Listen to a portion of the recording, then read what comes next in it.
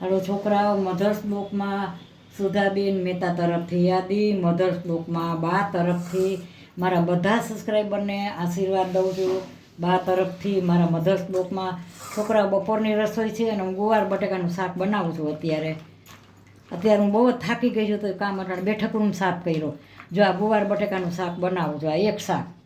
પછી આ બીજું શાક, આ ગાંઠિયા, આ મરચાં, આ લીલી ડુંગળી, આ ટમેટા, આ 2 લસણ છે. આ લસણ એ ગુવાર બટેટામાં નાખીશ, એક આમાં નાખીશ. આ બીજું શાક કરીને દેખાડું છું હમણાં. અત્યારે મેં તેલ મૂક્યું છે, હવે હું ગુવાર બટેટા પહેલાં બનાવી લઉં, પછી આ ગાંઠિયાનું શાક તમને બનાવીને બતાવું. બહુ ફાઇન થાય. તમે ડુંગળીને લસણ વઘારમાં મૂકીને કરો ને એટલે હાઈ ક્લાસ બને શાક. વઘાર આવી ગયો. હાલો થોડો 2 સેકન્ડની વાર છે, આવી ગયો છે વઘાર.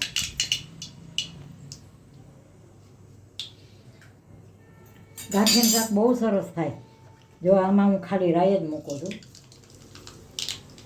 આ રાઈ મૂકી મેં, આ હિંગ નાખી, આ લસણ નાખું છું. જો અમારી રીત છે, આ તરત હું શાક નાખી દઉં.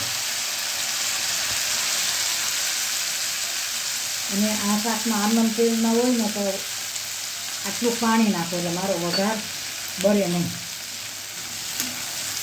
બધા વઘાર સરસ આવે, નકર ડબલ બીજો વઘાર આવે. એમાં સરખો એમને તેલમાં રહેવા દો ને એટલે લસણ હોય ને બળી જાય ને તો એનો બરેલાની બીજી સ્મેલ આવે. એટલે હવે જો હું એમાં થોડાક ટમેટા નાખી, આ લસણવાળું શાક સરસ કર્યું છે, અને થોડાક મરચાં નાખી.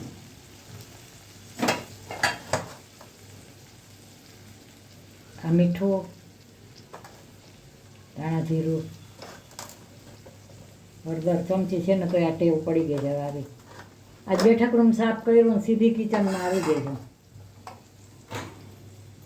બીજો વાંધો ન આવે સાફ કામ કરવામાં, પણ ચડઉતર થાય ને, ચડઉતર ન થાય.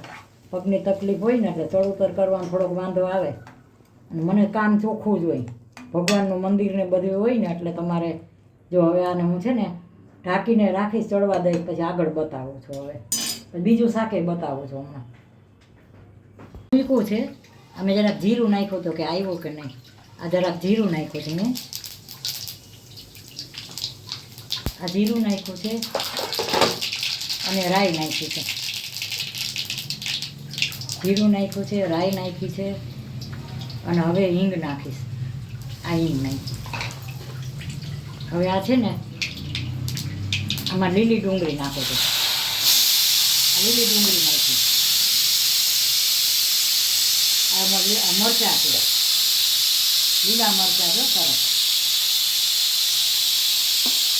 આ ટમેટા છે, અને હવે આ લસણ છે. જો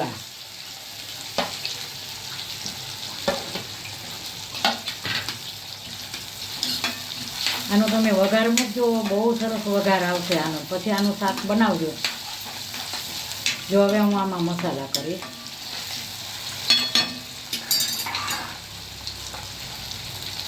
પેલા ઓછું જ વસ્તુ નાખવાની, બહુ પડી જાય ને તો પછી આપણે તમે એમાંથી કઢાય નહીં. આ હળદર નાખીને, મીઠું નાખ્યું, ધાણા જીરું. આ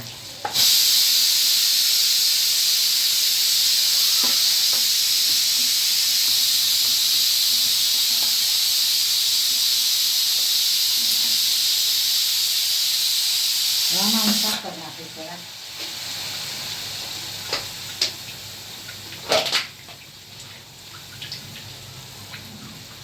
આ શાકમાં બહુ મજા આવે.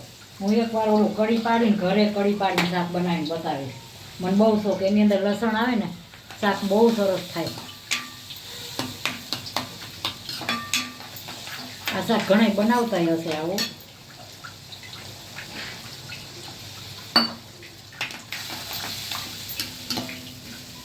હવે એની અંદર હું આ ગાંઠિયા નાખીશ.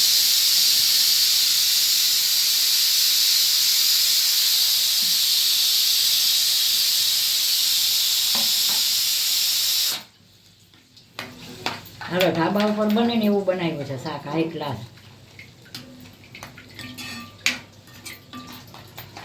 ઉપર આ ગાંઠિયા તળે છે ને હમણાં મિક્સ થઈ જશે ને બની જશે ને એટલે મસાલાની હારે થઈ જશે. આ મસાલો જે મેં બનાવ્યો ને જા આની હારે સરસ થઈ જશે એટલે બહુ મજા આવે ખાવાની. હું બની જાય ને એટલે આગળ બતાવું પછી.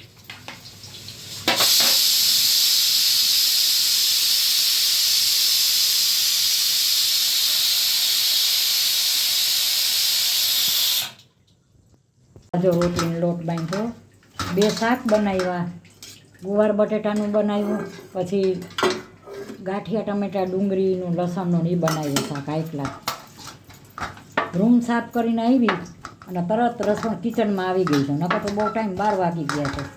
આજે 12 વાગ્યા છે ને આજે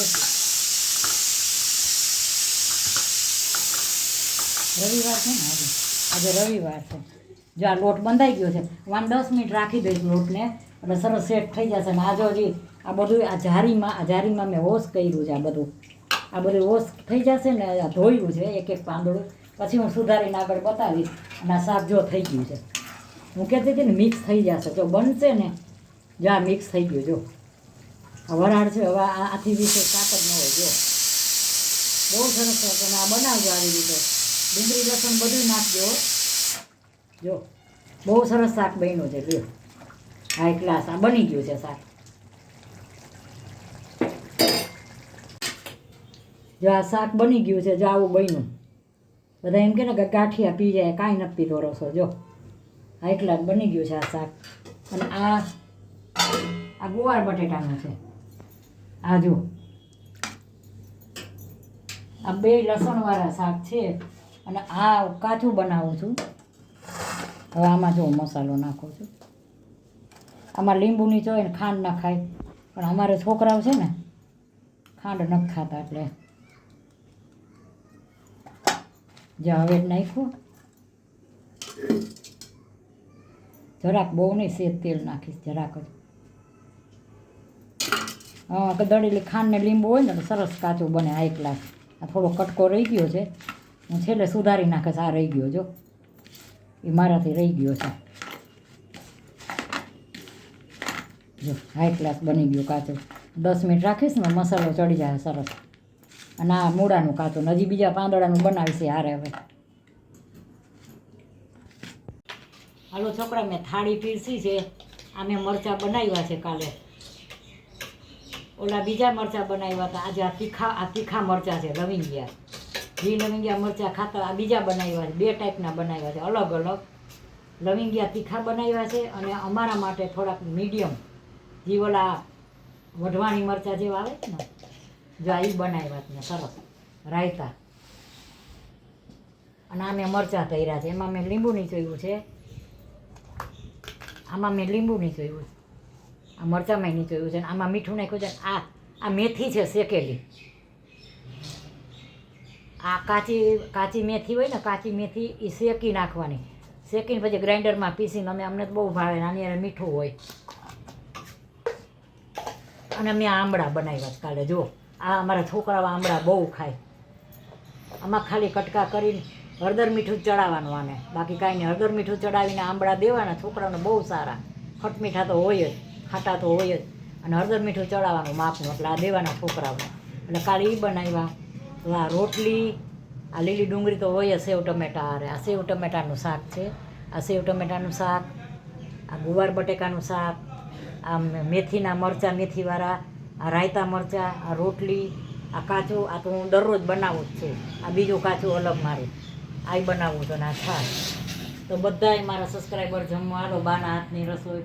તો જુઓ મારી આ થાળી કાઠિયાવાડી આ દેશી જેવી જ થાળી છે, દાળ ભાત નથી કર્યા.